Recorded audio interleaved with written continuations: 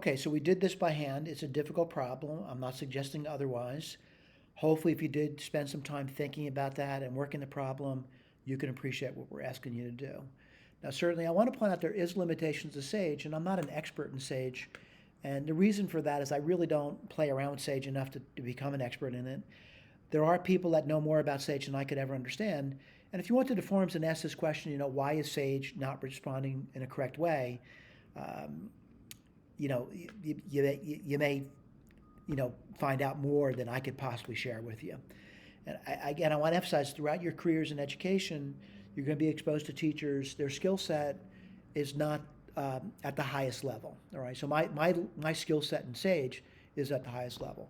But what I want to do is I want to just play around with Sage for a moment, and I'm going to define a variable x, and I want to see if Sage can do it. And I'm going to say x is a variable. I'm going to say solve, S-O-L-V-E, and then I'm going to say x raised to the x raised to the x is identical to 1 divided by 2. Whoops. And you're going to be shocked what Sage does at this point. And then it's being raised to what? The square root of 2. SQRT, 2. And I want to solve for x. Let's see what we're going to do. And it spits back to me, oh, you know what? I typed it in wrong. So I got to go back and correct it. I said x squared. It's not x squared, it's x to the x. Sorry about that. Okay, what does it back to me?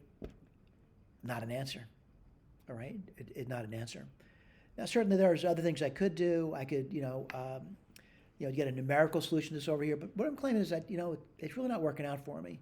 So what I want to do is I want to just simply see if Sage can do the computation that I said it's equal to. So if you remember, what I said x was a quarter when I solved the problem. I actually claimed that. All right, I wanted to work as a quarter. So what do I want to type in now? I want to type in x raised to the x raised to the x and see what that gives me. Well, it gives me it, but it doesn't do any arithmetic. So I want to force it to do the arithmetic. I'm going to do this over here. All right, my question is it really the same thing as, well, let me type this in. It's the same thing as 1 divided by 2 raised to the square root of 2, SQRT, 2. And again, I want to point out what's happening over here. It's not going to do the computation. I need to force it to do the computation. The underscore means the output of the last command I gave it.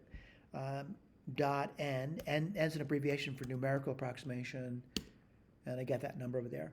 I hope when you're looking at this that this number here and this number here at least appear to be identical. All right, I'm going to use Boolean now, B-O-O-L. Boolean seeing as things are true.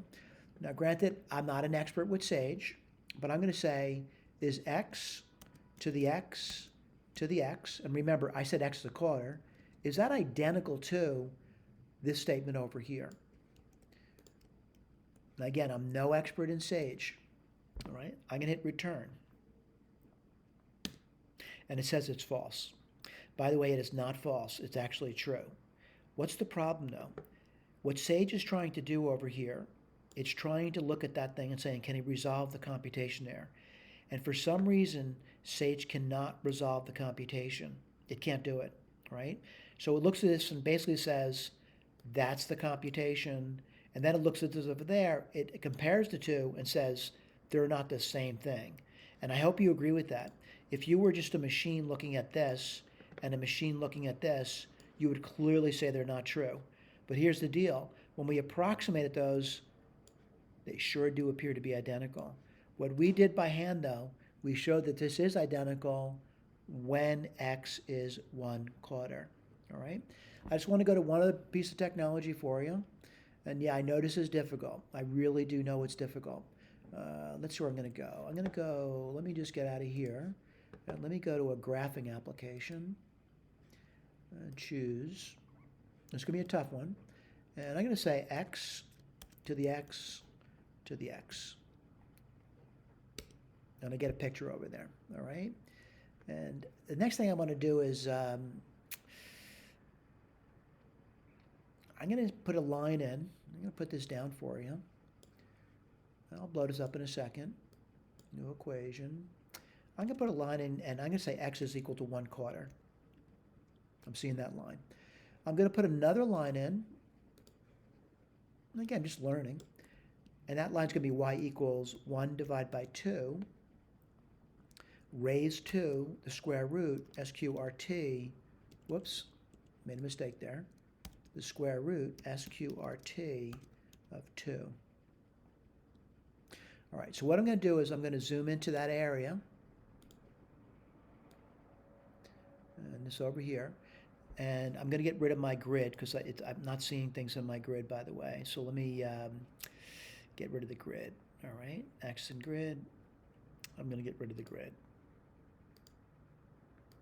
Don't be discouraged, by the way. All right, let me just click on things over here. This is the graph of x to the x to the x. I'm clearly seeing that. This is a graph of a line. It's a vertical line. X is a quarter. And this is a graph of a line, y equals 1/2 raised to the power square root of 2. What do I notice is exactly what I'm expecting, a point of intersection. I'm exactly expecting that, all right? So I got some tools at my disposal. I do like Grapher, by the way. And again, you can zoom in further if you like. It's really not going to make the picture much better, but I think you get an idea that I'm convincing myself of what I said is true. But I got to be honest with you. Looking at this video, going through it, and seeing what I did on paper is really what we're trying to get you to do. We're trying to get you to do that. We're trying to get you to reason through that. Thank you so much for paying attention. I do appreciate it.